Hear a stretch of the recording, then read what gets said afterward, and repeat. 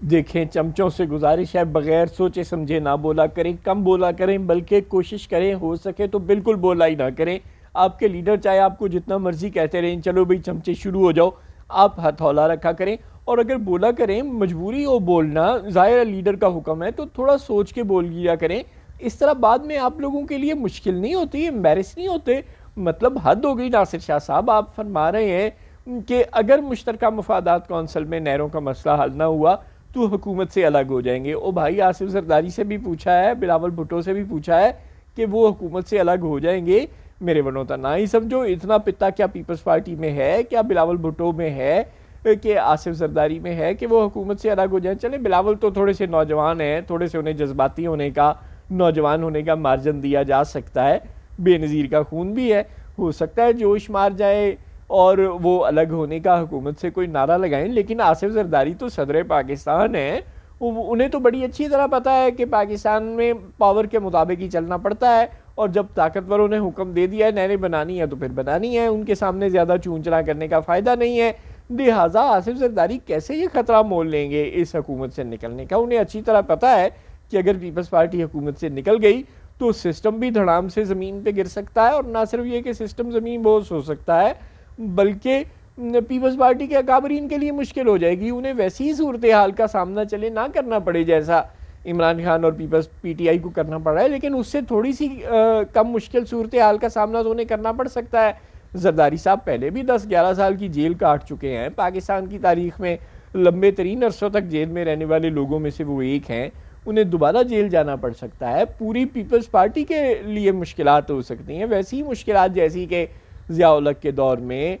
عمران خان کے دور میں، پرویز مشرف کے دور میں ان کے لیے رہی ہیں، تو وہ کیوں حکومت سے الگ ہو گئے؟ ناصر شاہ صاحب آپ کی مہربانی ہے، آپ ذرا سوچ سمجھ کے بولیں۔ یہ نہروں کا مسئلہ اسٹیبلشمنٹ آپ کے کہنے پہ مان جائے گی، نہریں بنانے سے رجوع کر لے گی، نہریں بنانا رک جائے گی؟ اللہ کرے کہ ایسا ہو جائے، لیکن یہ ذرا مشکل نظر آتا ہے۔ ہاں پاکستان انڈیا کا یہ جو ٹینشن ہے اس کے تناظر میں ہو سکتا ہے کہ یہ معاملہ 2-4 مہینے کے لیے ڈیفر ہو جائے۔ آگے بجٹ سیشن آ رہا ہے، بجٹ منظور کروانے کے لیے بھی پیپلز پارٹی کی ضرورت ہے نون لیگ اور اسٹیبلشمنٹ کو، اس لیے ہو سکتا ہے کہ یہ بجٹ تک بھی ڈیفر ہو جائے، یعنی پاکستان انڈیا کی ٹینشن تھوڑی سی کم ہو جائے، ختم ہو جائے اور بجٹ منظور ہو جائے۔ اس کے بعد فوج دوبارہ یہ مسئلہ اٹھا لے گی، نہریں تو فوج بنا کے رہے گی، اگر نہیں بنائے گی تو وہ جو ارلی انویسٹمنٹ کر چکی ہے کارپوریٹ فارمنگ پہ، جو اپنی پوری تیاری کر چکی ہے، وہ ساری کی ساری تیاری اس کی ضائع ہو جائے گی۔ فوج کبھی کسی کی خاطر اپنے منصوبوں کو رول بیک کرتی تو نہیں۔ ہاں آپ فوج کو اگر بیک فٹ پہ دھکیل لیں اور اس سے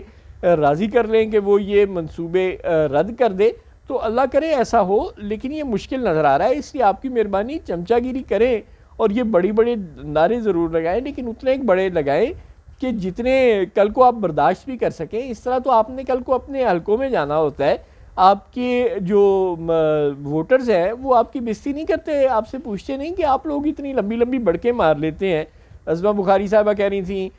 کہ ہو ہی نہیں سکتا کہ ہم مشاورت ضرور کر لیں گے لیکن اتفاق رائے سے مشروط نہیں ہے یہ منصوبہ۔ اب ان کے لیڈر شہباز شریف نے اس منصوبے کو اتفاق رائے سے مشروط ہونے کا اعلان کر دیا ہے، لیکن عظمہ بخاری صاحبہ ذرا شرمندہ نہیں ہوئی۔ تو ناصر صاحب آپ بھی اب یہ کہہ تو رہے ہیں کہ اگر یہ نہروں کا منصوبہ ختم نہ ہوا تو ہم چلے جائے حکومت سے نکل جائیں گے، لیکن اس کے بعد جب آپ کے لیڈر نہیں نکلیں گے تو یقین کریں آپ بھی ذرا شرمندہ نہیں ہوں گے، اسی کانفیڈنس کے ساتھ دوبارہ پریس کانفرنسیں کریں گے اور دوبارہ لمبی لمبی چھوڑیں گے۔ تو کیری آن۔